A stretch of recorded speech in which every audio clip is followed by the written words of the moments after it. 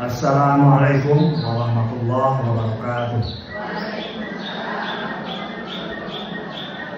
Bismillahirrahmanirrahim.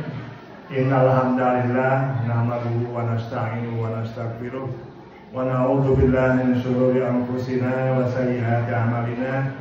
May yahdihillahu fala mudilla lahu wa may yudlil fala hadiya lahu.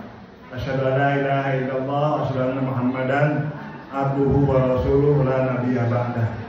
Allahumma shalli wa sallim ala sayyidina Muhammad wa ala ali sayyidina Muhammad.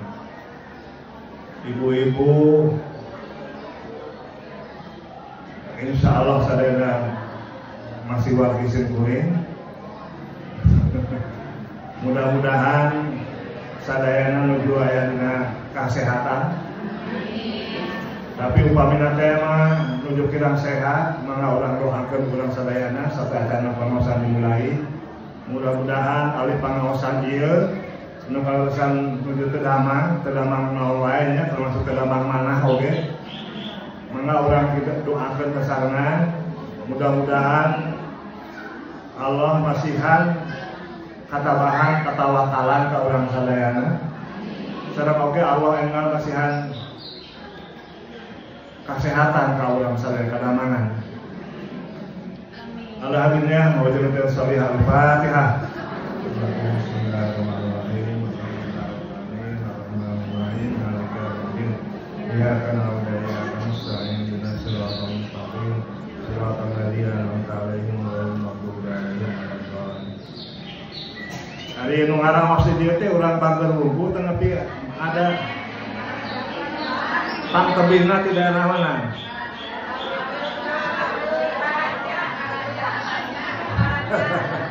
Bisa karaja menungaos na karaja ya. Ya. Alhamdulillah ya. Mudah-mudahan aya dina panangkayukan Allah, aya barakah Allah, kasumpireun ka dieu. Anu pangcaketna ka masjid di saha ya? Guys ya. Alhamdulillah ya. Mudah-mudahan guys ras damang guys ya. Sareng urang sadayana oke. Ibu-ibu hormatan simkuring, ayeuna urang lebet sasi naon? Dzulhijjah. Nah, kapuhun kantos kusin kuring dicek jadi tesnya nami-nami sasi. Ayeuna mah moal dicek teh katos tarang sadayana. Sehingga mulanya hadiahnya langsung di Allah kan. Taina teh sasi Dzulhijjah, puntennya simkuring nggak usah biasa dicampur-campur, campur sari. Bulan Dzulhijjah teh termasuk bulan mulia. Aya 4 bulan mulia, salian Dzulhijjah, ada Zulqa'dah, Muharram, sareng Rajab. Sehingga pami urang nyeureunkeun ibadah dina waktos eta pahalana berlipat ganda. Dina bulan Dzulhijjah ieu banyak keutamaan dan pahala yang kita raih, terutama pada 10 hari di awal bulan Dzulhijjah. Jadi 1 sampai 10 itu lebet ku pahala. Maka orang seuseurkeun kau ibadah dina 10 hari awal bulan Dzulhijjah eta. Eta nyeukeun dzikir, sedekah, baca Al-Qur'an dan ibadah lainnya termasuk puasa. Ya. Dalam hadis disebutkan qala Rasulullah sallallahu alaihi wasallam ma min ayyamin al-amalu as-salihu fiha habbu ila Allah min hadhil ayyam yani ayyamul ashar.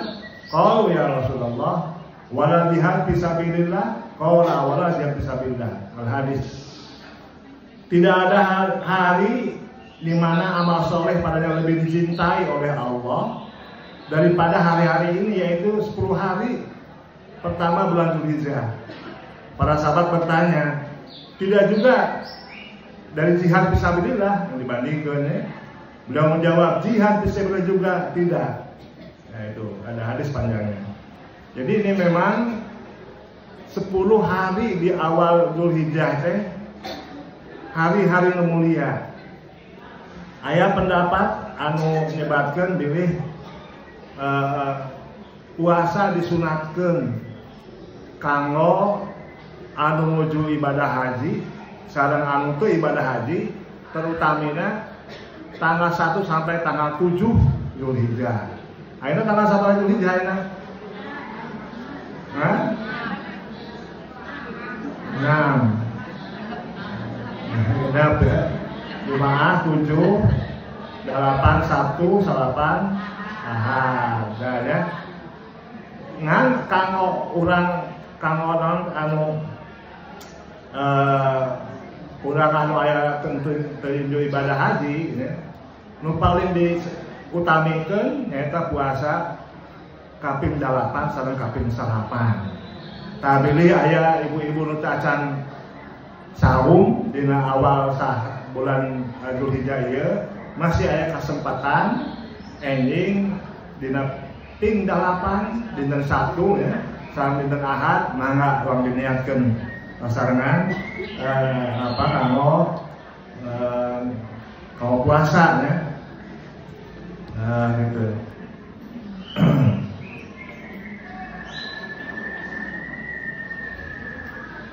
Malah disebutkan di satu hadis, "Ma min ayyamin ahabba ilayya ila Allah an yata'abbada lahu biha min isri Dzulhijjah ya'nilu siyam kulli yaumin minha bi siyami sanatin wa qiyami kulli lailatin minha ka bi qiyami lailatul qadar." Nah ya, tidak ada hari yang lebih Allah sukai untuk beribadah selain 10 hari pertama bulan Dzulhijjah. 1 hari berpuasa di dalamnya setara dengan 1 tahun berpuasa. Oh ya, ibu-ibu pas puasa dinten ya di awal tanggal hiji tanggal Senin Kemis saya ya, upami tanggal hiji saya. Tanggal hiji tanggal dikenal tanggal hiji teh Sabtu. Nah, gitunya saya. Nah, itu teh pahalana dina hadis ya disebutkeun setiap 1 kali puasa itu sama pahalanya dengan 1 tahun puasa. Oke, salajengna disebutkan 1 malam mendirikan sholat malam setara dengan sholat pada malam Lailatul Qadar. Wah, jadi kada diperyogikan ya nya biasana tara gugah wengi ya. Tah ayeuna mah mangga gugah wengi jam 3 jam 3:30 jam 3 lah. Urang tepan sunah karena pahalanya sami sareng pahala sholat di Lailatul Qadar. Salajengna puasa tarwiyah ya. Nyaeta engka ending tanggal berapa? Tanggal 8. Disebatakeun bahasa Jawa. Shaumi yaumit tarwiyah kafaratun sanatin wa shaumu yaumi arafah kafaratun sanataini. Nah, puasa pada tarwiyah menghapuskan dosa 1 tahun. Jadi kalau dosa tuh ya. Nah, apa yang kalau dosa puasa sadinten di tanggal 8 pahala teh sami sareng puasa sunat 1 tahun. Ya. Sareng puasa sareng Ramadan, dia mah puasa sunat 1 tahun. Sadinten saat dina tanggal 8. Sedangkan puasa dina hari Arafah kaping 8 nyata dinten naon?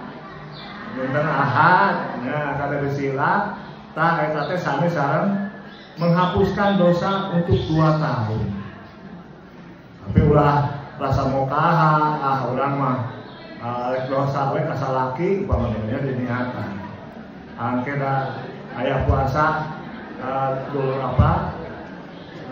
Dzulhijjah tanggal 8, tanggal Dzulhijjah tanggal 8. Nah, tadi kan disebutkan dina hari-hari 10 awal bulan Dzulhijjah teh seurkeun zikir sareng doa, sareng sholat puasa tadinya, sareng sholat sunat.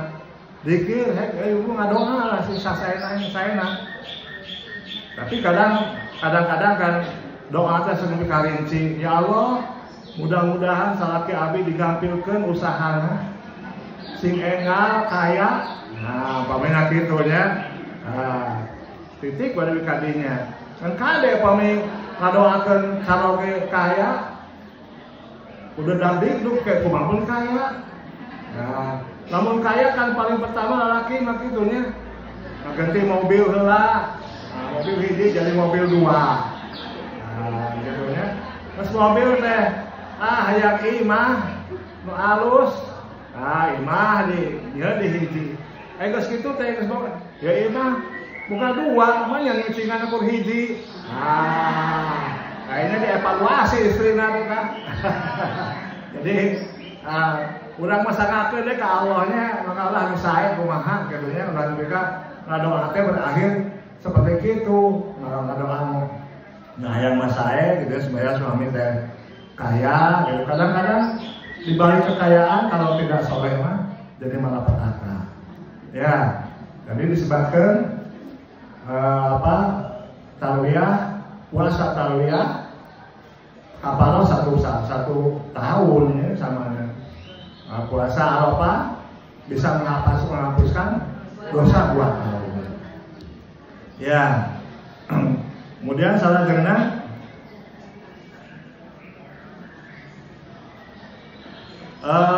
upami dititeni tenaon dititeni bahasa Jawa diteliti punten dititeni upami diteliti dipahami secara mendalam ibadah-ibadah dina sasi Dzulhijjah teh seueurna teh napak tilas apa yang dilakukan oleh Nabi Ibrahim alaihissalam. Nah, ngawe nya tadi tarwiyah. Ai tarwiyah teh eta upami dina ibadah haji mah hadir di Mina pada ping 8 Dzulhijjah. Tarwiyah di Mina. Di Mina ping 8 Dzulhijjah. Ai tarwiyah teh artina teh aya 2 nya. Tarwiyah teh berasal dari kata rawiyah. Artinya ada 2, pertama berarti minum hingga merasa puas. Kedua berarti menyediakan atau mengalirkan air, ya. Kemudian juga penamaan tarwiyah ya sesuai dengan apa yang terjadi pada Nabi Ibrahim alaihissalam, yaitu mengenai mimpi penyembelihan putranya. Di pagi hari setelah mimpi, Nabi Ibrahim memastikan kebenaran mimpinya sebagai perintah dari Allah. Maka ia menyebut hal itu sebagai tarwiyah yang berarti memuaskan dan kepastian. Jadi karena ada tarwiyah, merasa puas bahwa memang ini mimpi itu mimpi langsung dari Allah Subhanahu wa taala. Nah, itu ya pengertian dari tarwiyah ya. Sedang ada lagi Arafah tadi ya, Yaumul Arafah puasa pada tanggal 9 di mana jamaah haji sadayana berkumpul di padang Arafah. Eta merupakan rukun haji. Ya, barang dalam hadis disebutkan marang siapa yang tidak hadir di Arafah maka dia tidak melaksanakan ibadah haji. Dulu kapumpur pernah terjadi ayat ONH plus kapumpur ya persepuluhan tahun. Itu ya. Kan kalau kami ONH plus mah tarwiyah dulu, kamina dulu. Jamaah haji pada umum nama teu kamina dulu bagi dikhawatirkan ke timina ka Arafah teh macet. Tah eta sapertos kajantenan ONH eta, ONH plus eta. Pas timina macet. Akhirnya disuruh jalan kaki alim. ONH plus masa jalan kaki. Akhirnya terus di sana sampai berlarut tidak bisa hadir ke Arafah. Akhirnya dipastikan bahwa dia tidak bisa haji, tidak dapat haji. Maka mereka menuntut tahun berikutnya minta dihajikan lagi. Karena percuma, walaupun bayar mahal, itu hadir di Arafah mah sama saja itu ibadah haji. Nah, gitunya. Jadi Arafah tuh. Arafah teh atau saja Arafah itu adalah mengetahui. Arafah mengetahui. Tapi Arafah juga ada nama gunung. Di sana ada namanya Jabal Rahmah. Jabal Rahmah itu gunung kasih sayang. Ya. Kenapa nama gunung kasih sayang? Karena waktu itu Nabi Adam sewaktu turun dari surga, dari jannah ya turun, berpisah dengan istrinya Ibunda Hawa. Ya, Ibunda Hawa menurut satu riwayat diturunkan di Jeddah, makanya namanya Jeddah. Jeddah itu nenek. Jeddah itu nenek. Sedangkan Adam diturunkan menurut riwayat di India. Nah, gitu kan lebih bisa sampai bisa bertemu tuh dalam riwayat 100 tahun baru ketemu bapak sama ibu kita ya di Jabal Rahmah eta. Nah, Jabal Rahmah. Gunung kasih sayang. Makanya jadi 100 tahun coba pernah. Ya mah urang mah suami istri berasa 100 tahun ya. Saminggu teu pernah kekejotan. Ya mah 100 tahun teu pernah. Nah, gitu nya. Makanya simkuring terkadang sok tersatuju kepada Amil tanapi naib ngadoa waktu menikahkeun ya. Allahumma alif bainahuma kama alaqta baina Adam wa Hawa. Ya Allah, lembutkanlah hati keduanya ya antara calon suami istri ini sebagaimana lembutkan antara Adam dan Hawa. Adam dan Hawa itu bisa lembut sudah 100 tahun pindah, berpisah. Masa anak kita mau seperti itu? Bisa dulu baru bisa lembut gitu ya. Kama alaqta baina Nabi Muhammad wa Khadijah. Dengan Siti Aisyah gimana? Nah, itu kan dengan istri-istrinya dan gimana? Makanya ya sudah aja sesuai yang ada dalam hadis. Barakallahu laka wa baraka alaika wa jama'a bainakuma fi khair. Nah, itu doa kawaris di Rasulullah ya. Tasuk duka yang supaya tambahan amplopna bolehnya. Tugas ya. Kama alaqta baina Adam wa Hawa. Aduh, duka itu doa ya sebenarnya tacan maca mungkin aya hadisnya atau tidak ya. Tapi kerasanya segi makna gitu ya. Adam dan Hawa itu gimana kan pisah dulu lah. Ya udah aja sebagaimana hadis yang sudah jelas sering dibacakan yaitu barakallahu laka wa baraka alaika wa jama'a bainakuma fi khair. Nah, jadi dari Arafah tadi mengetahui dalam satu hadis kalau nggak salah, man arafa nafsa arafa rabbah. Man arafa nafsa arafa rabbah. Barang siapa mengetahui diri kamu, maka kamu akan mengetahui Tuhanmu. Nah, man arafa nafsa arafa rabbah. Barang siapa yang mengetahui diri kamu gimana? Jadi sayanya lemah, ya. Saya disuka sakit-sakit. Nah, ternyata udah sekian dokter ternyata tidak bisa menyembuhkan. Karena yang ada menyembuhkan adalah Allah. Nah, gitu kan? Man arafa nafsa arafa rabbah. Jadi gitu. Jadi kelemahan ternyata banyak hal-hal yang di luar kemampuan kita. Ya, yang maha mampu adalah Allah. Nah, itu man arafa nafsa arafa rabbah. Juga Arafah itu ada kaitannya dengan iktiraf. Iktiraf itu pengakuan pada dosa. Ya, jadi disunatkan biasanya jamaah haji yang ada di Arafah itu banyak membaca surat Al-A'raf ayat 23, yaitu a'udzubillahi minasyaitonirrajim.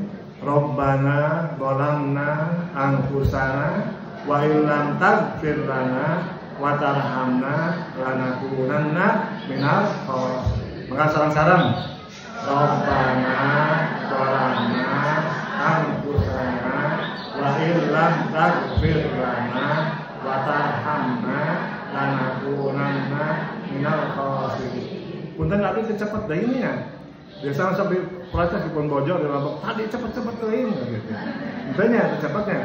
Nah, alhamdulillah kalau intanya saksi di sini di protes pun bojo, ibu-ibu menyebutkan ke cepet-cepet. Kadang-kadang ya di Arafah supaya dihalangkan ya. Rabbana ya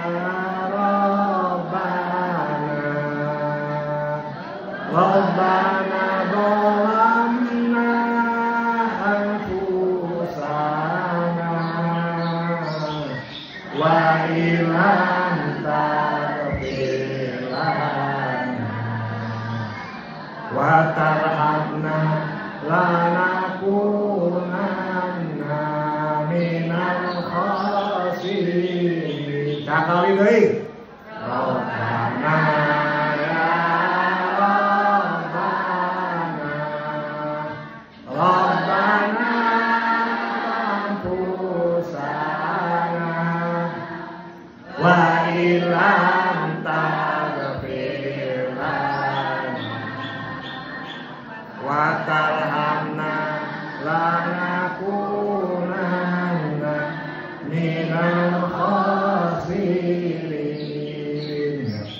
Rabbana, ya Tuhan kami, dolamna, kami telah dolim anfusana kepada diri kami. Wa illam taghfir lana, jika Engkau ya Allah tidak mengampuni kami, wa tarhamna, dan tidak menyayangi kami, lanakunanna, niscaya kami ini termasuk minal khasirin, termasuk orang-orang yang merugi, gitu ya. Nah tadi bagi bulan Dzulhijjah banyak kaitannya dengan kisah Nabi Ibrahim. Nah, ayeuna simkuring bade ngadongeng tentang kisah Nabi Ibrahim, ngadongeng ya. Tapi kan ngadongeng ka Sunda Radio, ieu mah insyaallah aya sumberna tina Al-Qur'an. Jadi Nabi Ibrahim kisahnya, Nabi Ibrahim itu punya anak 13. Anu jelas anu sok disebutkeun na Qur'an mah 2 istrina teh, yaitu Siti Sarah sareng Siti Hajar, jantan 2 tal 13 teh 2 jantan Nabi, yaitu Nabi Ismail sareng Nabi Ishak. Ya, Nabi Ismail dan Nabi Ishak. Ya, ti Nabi Ismail terus turun ke hanap teh jantan turun sampai Nabi Muhammad sallallahu alaihi wasallam. Jantan anak keturunan nabi-nabi setelah Nabi Ibrahim itu ya. Anak jantan Nabi itu adalah seluruhnya keturunan Nabi Ibrahim. Nah, Nabi tadinya Nabi Ibrahim di Siti Hajar gaduh putra Nabi Ismail alaihissalam, telah lungsur gaduh putra sampai ke bawahnya anak keturunan Nabi Muhammad SAW. Kemudian lagi di Siti Hajar gaduh putra ternyata Nabi Ishak alaihissalam. Tisita Sarah, punten atuh nuhun, berarti ibu tenunutannya. Nah, Siti Sarah gaduh putra Nabi Ishak. Ibu teh anu kenging hadiah ka pungkur sanes ya. Masih emut abdi mah Bu. Ibu betul lihat ka abdi masih emut kan ya. Ya Siti Sarah gaduh putra Nabi Ishak. Nabi Ishak gaduh putra lagi Nabi Yakub. Nah, Nabi Yakub teh seueur namina diantawisna namina teh Israil. Jadi Yakub Israil teh Nabi Yakub namanya ngopeng bilangnya. Nah, Israil jadi seueur Nabi Yakub teh namina diantawisna teh namina teh Israil. Makanya ayah sekarang banyak dikenal di dunia itu Bani Israil. Bani Israil itu anak keturunan Nabi Yakub. Jadi upami kitu mah saudara dengan campur-campurannya. Saudara sebetulnya kita ya dengan orang Yahudi itu masih saudara, seketurunan dari Nabi Ibrahim. Nah, ya jadi ya Israel itu adalah manusianya, Yahudi itu adalah agama yang dianutnya, agama Yahudi. Ya gitu ya. Jadi kita itu sebetulnya antara kita ya dengan orang-orang Israel itu masih saudara kalau dilihat dari atas, yaitu sama-sama keturunan Nabi Ibrahim ya dalam agamanya ya, agama Islam di bawah Nabi Muhammad, ujung-ujungnya itu ke Nabi Ibrahim. Mereka juga seperti itu. Jadi ke atasnya itu sampai ke Nabi Ibrahim. Hanya saja memang kan ya bahasa alifnya sehubungan dengan anak cucu ya kurang ngobrolkan ya menceritakan ngedongeng anak keturunan Nabi Ibrahim ya nanti sami aja yang kurang pada umumnya jeung saudara kadang-kadang ya sok parasehat gitu ya. Nah dia mah pasaena keleuwihan. Pasaena gang lempar bom jeung mata sabaraha cenah nah perang 6 bulan itu sampai 35.000 orang Palestina yang meninggal. Tapi perlu diketahui ya, perlu diketahui sadayana Palestina itu tidak semuanya orang Palestina itu orang Islam. Ada juga orang Kristen, ada juga orang Yahudi agamanya. Nah, gitu kan. Tapi memang mayoritas Islam. Nah, gitu ya. Jadi kenapa orang Israel sampai begitu kejam kepada orang-orang Palestina, orang Yahudi terutama sampai kejam kepada orang-orang Muslim atau orang-orang Arab. Simkuring pernah ditugaskan di kantor Kampung Mur membuat penelitian tentang hubungan atau relasi antara orang Palestina dan orang Israel. Nah, hasil penelitian Simkuring ternyata orang Yahudi itu mereka berlaku seperti itu tuh antara lain ya, berpedoman karena kitab aslinya atau kitab asli, karena kitab suci nya. Ya itu kitab naon? Orang Yahudi itu kitab suci nya tahu. Injil kan Kristen. Ya memang menurut keyakinan kita kitab Taurat kata Injil sudah banyak perubahan. Makanya kami orang maca kitab Taurat karena diyakini ke orang Yahudi banyak yang berbeda dengan jauh dari Al-Quran. Harusnya kan kalau sama-sama dari Allah tidak akan jauh berbeda isinya dengan Al-Quran. Jadi umpamanya ya sebenarnya hasil penelitian dina Alkitab karena mina teh macam-macam kayak menurut surat ya, surat Al-Fatihah, ada surat ulangan ya, aminah teh 7 ayat 6 disebutkan dirinya sebab engkaulah umat kudus bagi Tuhan. Kayak bang mungkin banyak tong diapalkan dia mah ada pahala ya pada Taurat. Ngan mah kamu ningalikeun yang kunaon orang Yahudi ge talenges dan ternyata ya dina kitab suci na. Ya Tuhan Allahmu engkaulah yang dipilih oleh Tuhan. Nah, kalau orang Yahudi ini Allahmu dari segala bangsa di atas muka bumi untuk menjadi umat kesayangannya. Jadi sudah disebutkan oleh Allah tuh dan orang Yahudi itu umat kesayangan. Karena kamu adalah umat Tuhan sendiri dari semua bangsa di muka bumi. Tuhan Allahmu telah memilihmu menjadi miliknya sendiri. Sebutkan lagi, hanya orang Yahudi yang manusia, sedangkan orang-orang non-Yahudi bukanlah manusia melainkan binatang ternak. Tuh ya dina Keretut halaman 78. Itu ayat seperti itu. Jadi memang kalau sudah menganggap orang-orang non-Yahudi itu adalah bukan manusia, ya seenaknya we ngagempur membinasakan sajabina. Ambisi mereka untuk menguasai Yerusalem juga sering menjadi sumber berbagai permasalahan, sehingga sering menghalalkan berbagai cara untuk mencapai tujuannya. Ini pun boleh jadi efek pemahaman Imamat 20 ayat 24. Nah, ayat surat mengenai imamat. Di sini sebutkan, tetapi kepadamu aku telah berfirman, kamulah yang akan menduduki tanah mereka, dan akulah yang akan memberikannya kepadamu menjadi milikmu. Oh, jadi nak kitab suci itu saya gitu, saya janji di Allah nanti di Tuhan nanti bahwa itu tanah yang dipegang oleh orang Palestina itu adalah milikmu.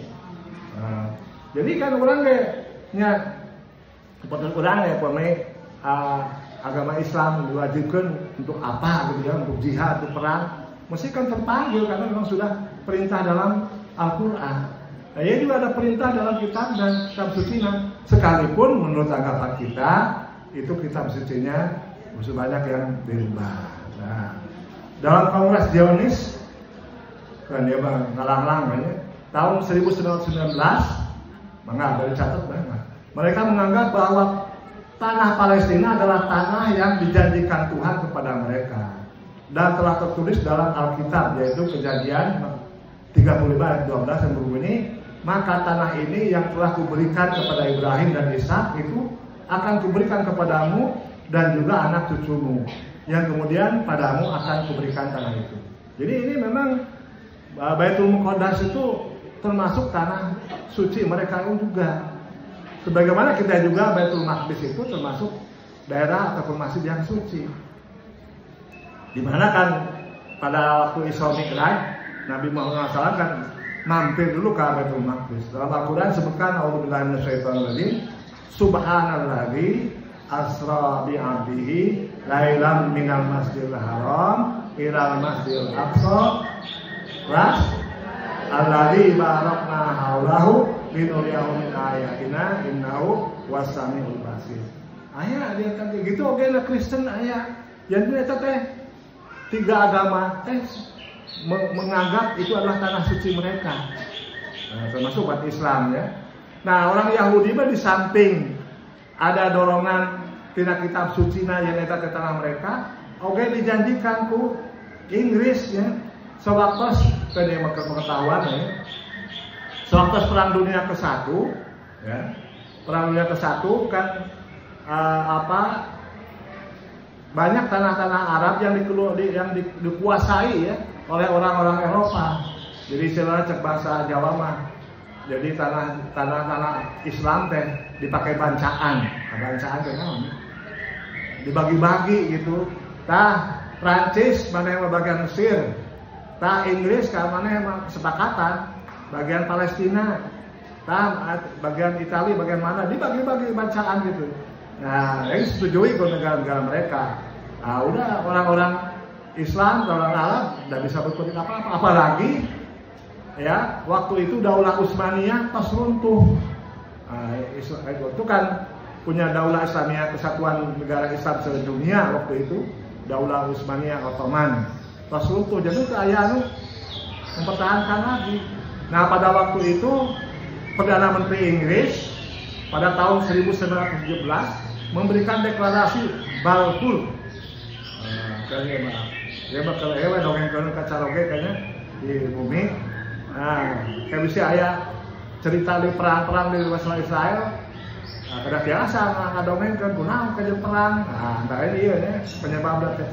Ada perjanjian atau deklarasi dari Perdana Menteri Inggris pada tahun 1917 bahwa orang Yahudi, orang Israel akan dibikinkan perumahan nasional, perumahan nasional di tanah Palestina. Jadi pada dasarnya orang Yahudi, orang Israel nggak punya tanah. Nah, diberi kabar gembira bagi mereka ya, kesedihan bagi kita, oleh Inggris akan diberikan perumahan nasional untuk mereka. Akhirnya kan karena memang oleh Inggris dijanjikan akan dikasih perumahan nasional. Akhirnya orang Yahudi yang ada di berbagai negara, di Amerika, di Afrika, pada berdatangan ke sana.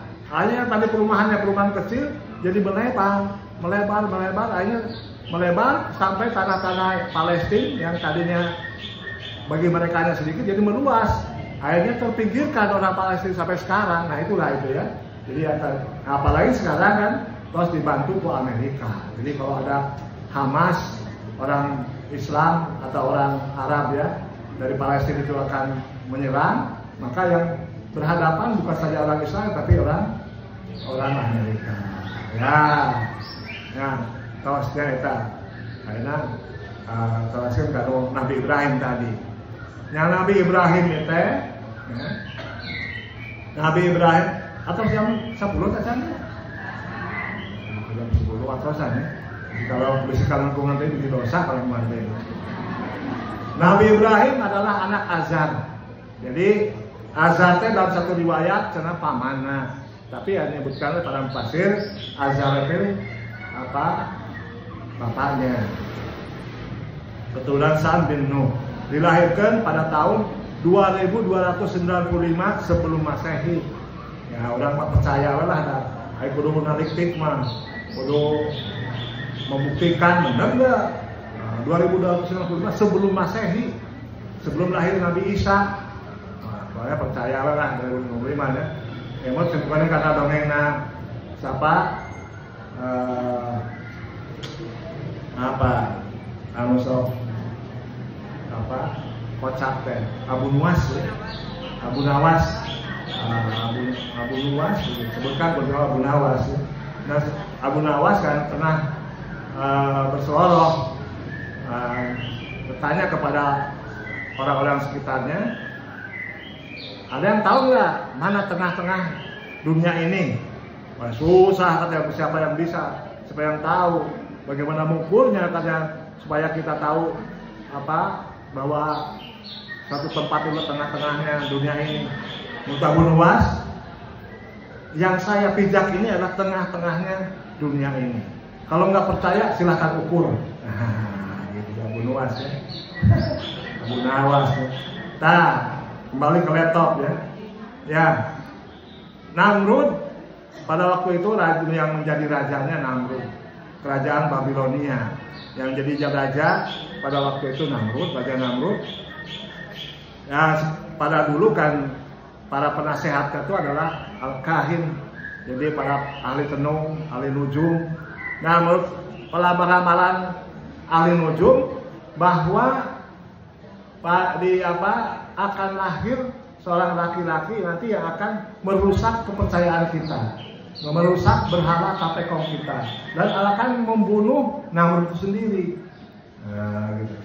Seorang laki-laki berdasarkan ramalan itu, maka Namrud memerintahkan kepada penggawana, kepada tentaranya untuk mendampingi, melihat, menterogasi ibu-ibu yang sedang hamil. Nah, ya, ibu-ibu sedang hamil, kalau kebetulan ibu-ibu hamil dan melahirkan laki-laki, langsung bunuh. Nah, itu Namrudnya. Namrud. Di samping itu, kepada ibu-ibu dilarang berdekatan dengan laki-laki, dengan suaminya atau bukan, tidak boleh berdekatan untuk menghindari supaya kehamil. Hamil, karena hamil kan laki-laki kalau lahir kan jadi berabe. Nah, suatu ketika ibunya Nabi Ibrahim itu hamil, hamil Ibrahim itu. Konon katanya Azar pun tidak tahu ya tentang kehamilan itu. Nah, kemudian dia sering masuk ke gua, kemudian masuk ke tempat-tempat berhala, ya. Nah, melahirkannya juga di suatu gua. Sampai dalam satu riwayat selama 2 tahun baru dia keluar dari gua. Nah, ceritanya waktu pas sudah mulai bisa bicara, Nabi Ibrahim pada waktu itu ya, Nabi tanya kepada ibunya, "Hai ibu," langsung tanyanya itu, "siapa yang menjadi Tuhan kita?" Nah, gitu ya. Dijawab oleh ibunya, "Tuhan kamu adalah aku," kata ibunya itu. Nah, kalau gitu Tuhannya ibu siapa? Tuhannya ibu adalah Azar, katakan. Nah, lalu Tuhannya Azar siapa? Namrud. Nah, ya. Jadi itu dalam beberapa riwayat disebutkan ya.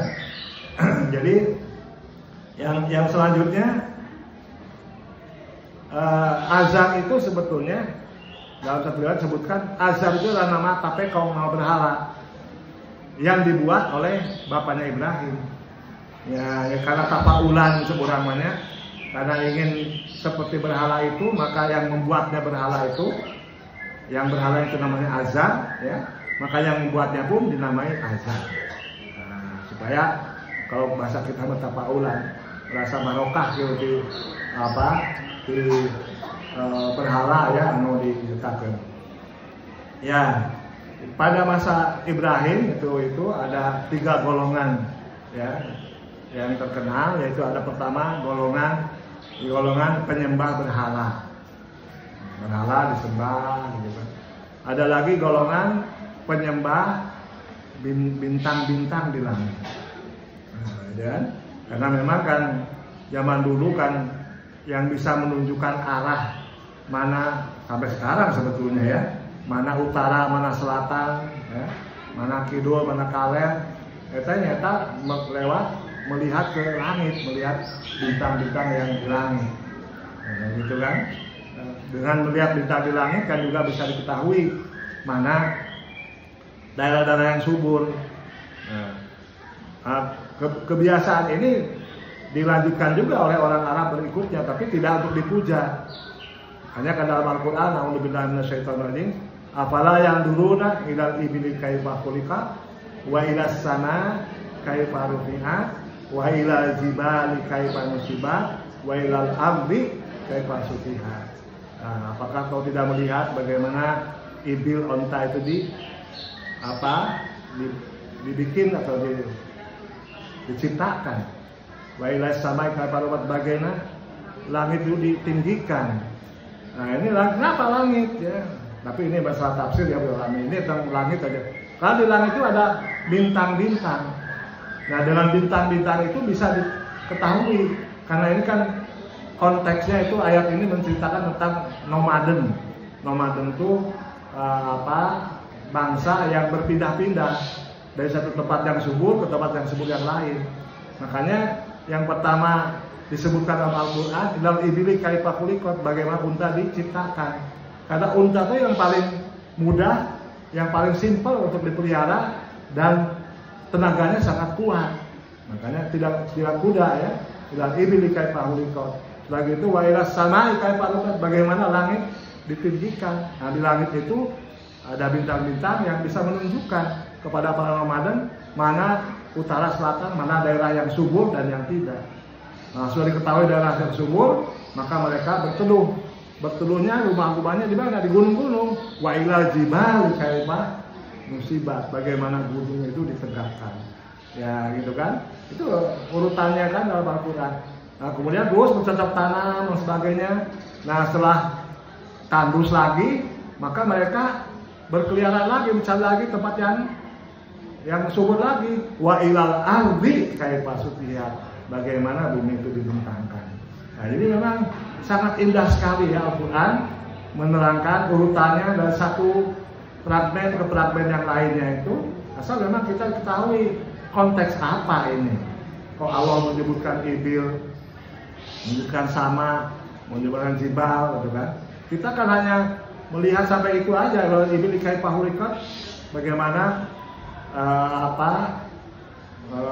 unta itu diciptakan. Paling tidak kan memberikan inspirasi kepada Oma Irama, orangnya. Bagi Oma Irama kan ada yang apa ya? Hanya kan gitu. Nah, tapi kan kalau saya baca di dalam informasi itu dalam internet ya, bahwa ayat ini sebetulnya menjadi inspirasi kepada orang-orang Barat, terutama orang Amerika. Wa ilal ibili kaifa khuliqat, bagaimana unta itu diciptakan. Hanya diteliti sebetulnya ada apa sih di kaki unta itu sehingga bisa menjadi perjalanan yang jauh. Kan unta makan puluh-puluh kilo kan tahan. Beda kuda kan kadang-kadang pakai sepatu kuda di bawah, ini memang enggak, tahan sampai jauh. Kemudian, nah ini yang diteliti, mengandung unsur apa di kakinya itu, diteliti di lab. Nah setelah ditemukan maka dijadikanlah ban mobil. Nah, ban mobil kan jadi kuat pakai apa unsur-unsur unta itu. Nah, jadi mereka itu ilal ibli kaifa khuliqat tidak hanya berhenti di lagu Oma Irama saja, tapi sampai langsung menciptakan ban yang unsur-unsurnya terbuat dari kaki-kaki unta itu. Nah, jadi kita itu yang pertama mendapatkan ayat Al-Qur'annya, orang lain yang memanfaatkannya. Ya, selanjutnya ya. Betul perintah jam 10 diwatosan. Kebablasan. Ya, selanjutnya dialog Nabi Ibrahim dengan Azar dalam surat Maryam. Jadi caranya dakwah Nabi Ibrahim pertama adalah dengan orang tuanya, kemudian nanti dengan rajanya, gitu kan, kemudian dengan masyarakatnya dan umatnya. Pokoknya pertama di sini dialog Ibrahim dengan Azar dalam surat Maryam ayat 42 disebutkan, a'udzubillahi minasyaitonir rajim, idz qala li abihi ya abati bima ta'budu ma la yasma'u wa la yubsiru wa la yughni 'anka syai'an. Qala tatkala Ibrahim berkata li abi kepada bapaknya Azar ya abati, hei bapakku. Nah, dalam bahasa Arab itu abati itu lebih halus ya bahasanya, pilihan katanya daripada ya abi atau abuya. Nah, diurang mah abuya ya. Pak Amas biasa disebut abuya. Ya abi ya. Nah, ya abati itu lebih halus daripada ya abi. Ya abati ya. Jadi walaupun bapaknya berbeda keyakinan, tetap saja Ibrahim sangat santun kepada bapaknya, sehingga memanggilnya pun ya abati. Wahai bapakku, lima ta'budu, kenapa engkau bapak menyembah ma la yasma'u, menyembah yang tidak bisa mendengar, wala yubsiru, dan tidak bisa melihat, wala yughni 'anka syai'an, dan tidak pula bermanfaat kepadamu sedikit pun. Nah, itu kan secara logis ya. Nah, ini nggak bisa bergerak, nggak bisa apa, kok disembah. Nah, gitu kan, nggak bisa mendengar. Kemudian bapaknya diam ya, belum menjawab. Disebutkan lagi dalam ayat kedua, ya abati lagi, ya abati, ini qadja'ani minal ilmi malam ya'tika fattabi'ni ahdika siratan sawiyya. Wahai bapakku, ini qadja'ani minal ilmi, sungguhnya telah datang kepadaku sebagian ilmu malam ya'tika, yang tidak datang kepadamu. Ini juga santun. Nah, apa ada bisa bahasa? Bisa saja kalau boleh lagi marah kan, bapak kamu tuh bodoh, aku pinter. Nah, tapi tidak. Ya abi, anta jahil, wa ana alim. Bisa kan diungkapkan seperti itu. Tapi Al-Quran tidak mengungkapkan seperti itu pendidikannya untuk kepada kita ya, ibrohnya, bahwa sekalipun berbeda keyakinan, berbeda pendapat, berbeda partainya, itu lewatnya. Kadang-kadang asal beda partainya antara bapak dan budaknya. Budak nambah gaulnya ke mana, akhirnya partainya ini. Nah, ibunya juga berlain deui arisan teh bahwa yang ibu-ibu arisan teh aya pesen di ibu-ibu arisan saja kita nyoblos ieu, beda deui ya. Kadang-kadang ya yang jadi musuhan. Nah, tapi ya ieu mah lain masalah partai, masalah akidah. Bedanya tetap Ibrahim masih menghormati ya. Jadi ya berarti ini qadja'ani minal ilmi malam yatika, telah datang kepadaku sebagian ilmu ya, yang tidak datang kepadamu. Nah, bisa saja disebutkan kau bodoh, saya pintar, tapi tidak, saking santunnya kepada orang tua. Jadi ini ya, jadi kita untuk berbahagialah ibu-ibu yang masih punya ibu ya. Tolong, itu adalah ajibat gitu. Ada ibu-ibu tuh apa saja yang dikatakan, didoakan oleh ibu tuh akan terlaksana. Misalnya saya ingat ibu saya dulu ya, pernah berucap kepada saya dengan bahasa ibu ya. Biasanya nama saya tuh kan kalau nama kotanya Sihabuddin, kalau nama sekolahnya Udin gitu kan. Nah itu ya, kata ibu saya, apa saja yang diinginkan oleh Udin biasanya terlaksana terus gitu. Ya Allah, golongannya biasa di aminan narita. Duka gimana ataupun biangnya ngomong nyarios gitu. Nah, katanya terlilami katanya asalnya kan sipul mustahil anak tukang buut dari ngalaman putra ajengan. Nah, mustahil nih, tapi emut simpul deh karena doa cariosan pun ibu pun biang. Naon anu pikahayang ku Udin mah sok kalaksana wae. Tah, nek kaltek abdi teh hayang ka dieu kasuka hidang alhamdulillah dijabah. Mudah-mudahan berbodong ke ayah dia ke hari. Ayah teh peminta ayahnya tong diwatos-watos nih, entar mah isi ke eta. Ya, seueur teh nu dari asal dipun biang teh mata ke paminuju ayah keneh. Ibunya dimulai eta teh jimat ya. Sakedap netra pami nyarios naon teh janten eta teh misalnya. Kena hormat jadi orang tua, ibu bapak pisan. Nukatiluna ya abati la ta'bud syaitan, inna syaitana kana lirrahmani asiyya. Wahai bapakku, janganlah menyembah setan, sungguhnya setan itu sangat durhaka pada Tuhan yang Maha Pemurah.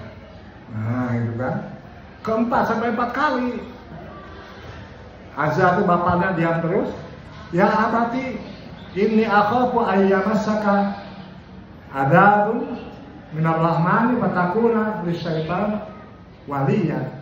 Wahai bapakku, sungguhnya aku takut adab dari Allah yang Maha Pemurah menimpamu sehingga engkau menjadi teman setan. Sampai 4 kali dibujuk terus dari bapaknya itu untuk kembali lah, udahlah, gak usah menyembah berhala yang tidak ada gunanya itu. Sembahlah Allah, gitu kan? Kumaha? Jawaban bapak katanya, so bapak nate, kola arogibun antaan ilahi ya Ibrahim, la'ilam tantahi, la'arjumannaka wahjurni maliyah. Coba panah sekazan. Ya Ibrahim, arogibun antaan alihati. Hei Ibrahim, apakah kau benci sama Tuhan-Tuhanku? Nah, ya Ibrahim, lain lam tantai lamun tidak, nek orang menang bahasa Jawa mah lupa bahasa Sunda. Nek lain lam tantai nek orang menang, nah enak bahasa Jawanya. Lamun teu repeh, nah itu dah. La arjumannaka, maka akan kurajan kau. Dilempari batu. Nek orang menang tak balang batu. Wah, bahasa Jawa. Mun teu repeh dilempari batu gitu ya. Kemudian wahjur ni maliya, dan tinggalkan aku untuk waktu yang lama. Walaupun begitu, bapaknya sangat bengis ya, padahal berusaha sebaik mungkin sopan. Ya, tetap saja Ibrahim bertutur yang halus. Qala salamun alaika. Ibrahim berkata, semoga keselamatan bagimu ayahanda. Kan? Jadi tetap saja ya, kepada orang tua itu harus begitu. Sa'astaghfirulaka rabbi, saya akan memohonkan ampunan kepadamu, kepada Allah ya. Innahu kana bi hafiya, sesungguhnya dia maha baik kepadaku. Jadi walaupun dalam keadaan seperti apapun, maka tetap Ibrahim berlaku sangat santun ya. Yang selanjutnya, bagaimana dialognya dengan dialog dengan Namrud. Nah, Namrud ya. A'udzubillahi minasyaitonir rajim. Alam taro ila alladzi haja Ibrahim fi rabbih an atahu Allahul mulk. Idz qala Ibrahim rabbiyalladzi yuhyi wa yumiit. Qala ana uhyi wa umiit. Qala Ibrahim fa innallaha ya'ti bisyamsi minal masyriq fa'ti biha minal maghrib fabuhital ladzi kafar wallahu la yahdil qauma dhalimin. Ya. Tidaklah kamu perhatikan antara ya, ilal ladzi haja Ibrahim, pada orang yang mendebat Ibrahim tentang Tuhannya, Rabbi an atahu mulka, mengenai Tuhannya, karena Allah memberikan kerajaan. Idqala Ibrahim berkata, Rabbiyalladzi yuhyi wa yumiit. Ibrahim ke Namrud ya. Namrud, Rabbiyalladzi yuhyi wa yumiit. Allah lah, Tuhanku lah yang bisa menghidupkan dan mematikan. Nah, kata Ibrahim. Cek Namrud deh. Qala ana uhyi wa umiit. Kuring gak bisa menghidupkan dan mematikan. Nah, malah langsung dibuktikan ya, kalau Ibrahim ku Namrud didatangkanlah dua dari penjara tawanan. Nah, yang satu dibunuh, dimatikan, yang satu biarkan hidup. Tuh, saya juga bisa menghidupkan dan mematikan. Nah, yang satu dibiarkan hidup, yang satu mati. Nah, pada gitu ya. Padahal Ibrahim tidak mau banyak bicara lagi. Satu saja disampaikan lagi oleh Ibrahim. Ya, kalau begitu mah tuh inilah. Fa innallaha ya'ti bisyamsi minal masyriq. Allah telah mendatangkan, telah memunculkan syams, matahari dari timur. Ya, gitu ya. Minal masyriq. Fa'ti biha minal maghrib. Sok aya nama ku ente. Nah, karena berudahnya anu datangkeun matahari ke barat atau timur. Fabuhital ladzi kafar. Maka bingunglah orang yang kafir tadi ya, namun begitu. Tidak bisa menjawab lagi, wallahu la yahdi qauman dhalimin. Allah tidak berikan petunjuk kepada orang-orang yang zalim. Yang selanjutnya singkat we, masih sebenarnya kudu sabaraha seri, kudu sabaraha aya kan saya Ibrahim sebelum pisan ya. Ibrahim dibakar. Ya. Ibrahim berkata kepada, tadi kan pertama kepada bapaknya, kemudian yang kedua dialog dengan Namrud, yang ketiga dialog atau debat dengan umatnya dan kaumnya. Qala apa ta'buduna min dunillahi ma la yanfa'ukum syai'an wa la yadurrukum. Mengapa kamu semua wahai orang-orang menyembah suatu selain Allah yang tidak dapat memberi manfaat sedikit pun dan tidak pula mendatangkan mudarat. Ufin lakum wa ma ta'budun min dunillahi afala taqilun. Ufin lakum, celakalah kamu Wa ma ta'budun, dan apa yang kau sembah min dunillah selain Allah. Apalah taklil, apakah kamu tidak berakal? Nah, ya. Orang-orang pada waktu itu yang memang sudah disekoki oleh raja yang Namrud, ya, sangat benci kepada Ibrahim. Maka mereka malah berkata, ya, qalu harrikuhu. Maka orang-orang itu, ya, bakarlah dia Ibrahim itu. Wansuru ilahakum, dan bantulah Tuhan kamu.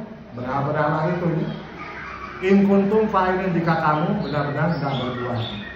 Nah, dibakar. Tapi setelah itu datang firman Allah, a'udzubillahi minasyaitonir rajim, qulna ya naru kuni bardan wa salaman ala Ibrahim.